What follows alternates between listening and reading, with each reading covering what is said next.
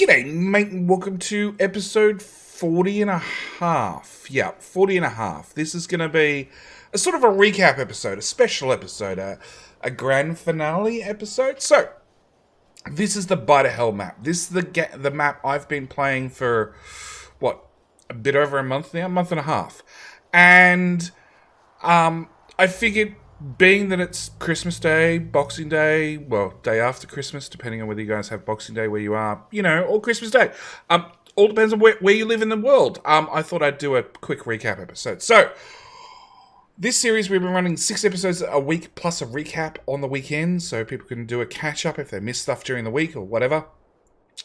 It's referred to as Bite of Hell, even though currently Hell froze over, because it's Christmas, so I installed some festive mods. So, this was designed to be ultra hard, and in the last couple of episodes, I've actually launched a rocket, which for most Factorio series would be the end of the series, and I'm potentially reserving it for the end of this series. All depends on what you guys say down in the comments, so it's still up in the air. This still could be the end. Anyway, this was designed to be really hard, and honestly, I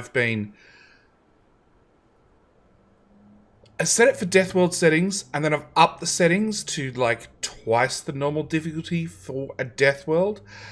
And even then, it's still not been oppressively hard. I'd say that. It hasn't been oppressively hard. It's been hard. I've had not a lot of time to think about my decisions, and I've had to sort of wing stuff on the fly. But it's been okay. We've got as you can see, we've got our lab set up. We've got a red-green science. Yes, this is red and this is green. Ignore the fact that they're currently Christmas presents. It's got to do with the mods. We've got military science here. We've got a small yellow build for a very large red ammo build, which is also getting added in with. These are not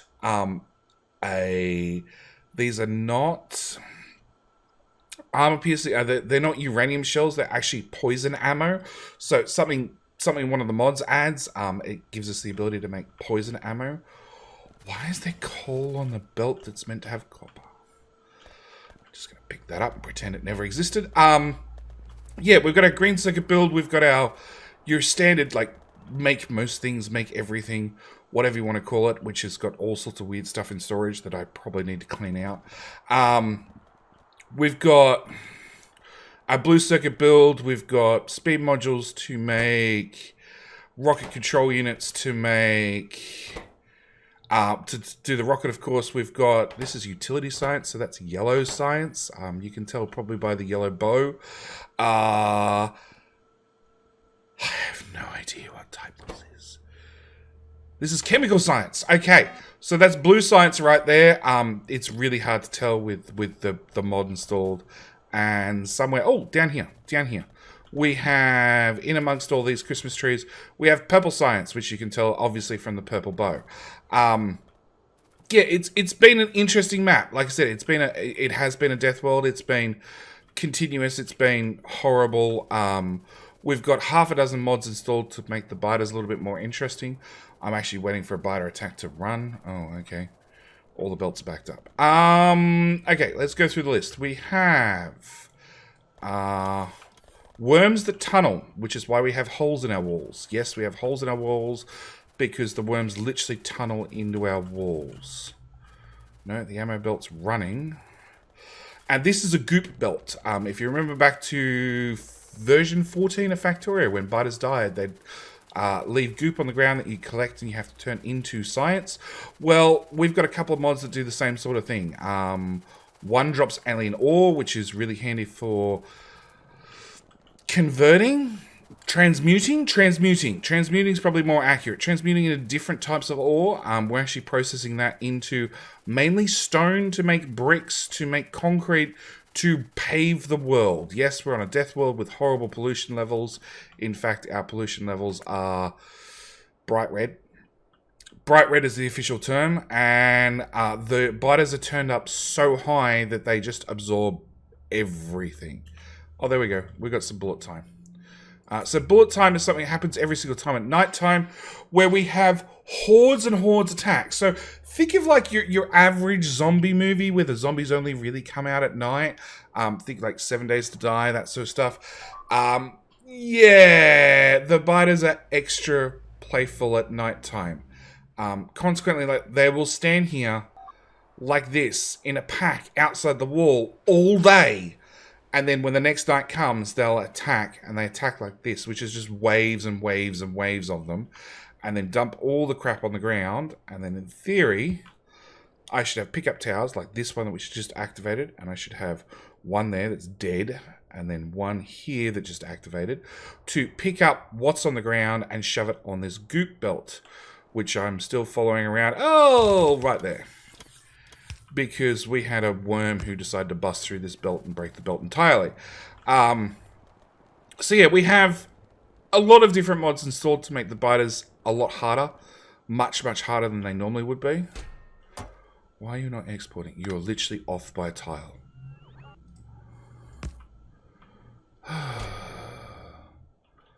There you go.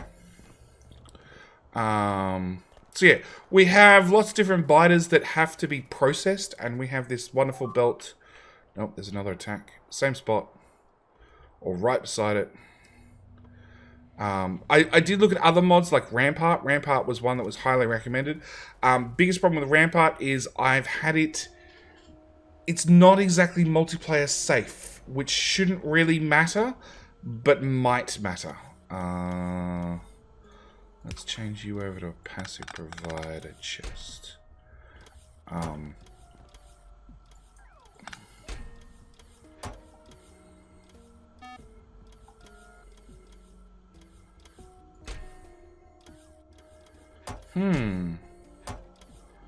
Actually, let's change you to a buffer chest. Cool, small biter corpses. I don't think we're processing those anymore. Small biter corpses. We're not. Because they all died off. Copy that, paste it there.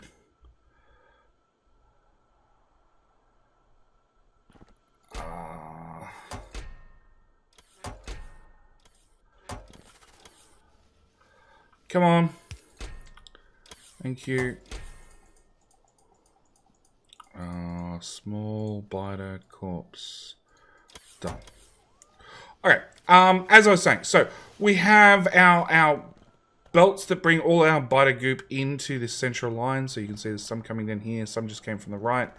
Comes in here, it goes through our massive sorter, which in theory sorts it into all its core biter components, depending on where we're going to take it to be processed. Over here we have a giant processing facility that is still trying to catch up with just the sheer amount of big biters and big spitters, along with medium biters and medium spitters, no, small spitters. That one, medium spitters, that we've had in the past. We're still trying to process old corpses. It's sort of been like that. And when we're processing the corpses, we're basically ripping out the bones, the meat, the armor, and the brains, and then we're processing those 4 core components into wherever it has to go. On top of that, a lot of it we're actually converting into alien chemicals, to convert into alien protein, to convert into alien poison, which we then bring up here and turn into green ammo, which it just turns out I found out we have none left of. So let's run that belt. Nope. Nope. That one. Yeah. Okay, let's turn them back on, make some more alien chemicals, which will turn into... We'll split the chemicals into the poison and the protein, and then convert the protein back into poison, and then make poison ammo, because why not? Why not? Yeah, it's basically better quality ammo made from biter guts.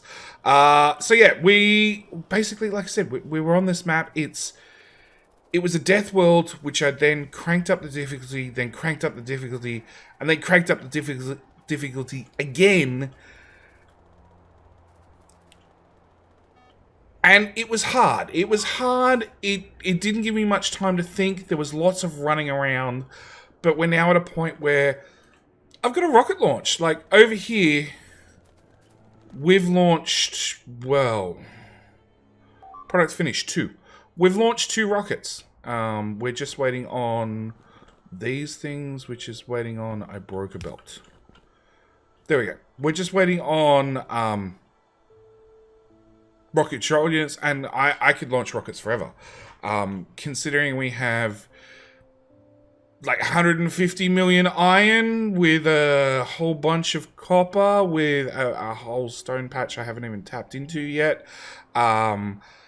And the base is basically fueled from biter corpses. So as long as biters keep coming in and we still have corpses to process, which we're converting into enriched bones, which we're then smelting and converting into charcoal, which we're then converting into power, we're pretty much good forever. In fact, over here we have the biter processing facility, which processes alien ore Mark 1, 2, and 3 into stone, more stone, along with some iron, because we need iron to make iron ore to make concrete. So we're paving the world slowly. In fact, that chest is full, so we'll just get that thing. That's already paved. Just confirm every round of that wall's paved. Every round of that wall's paved.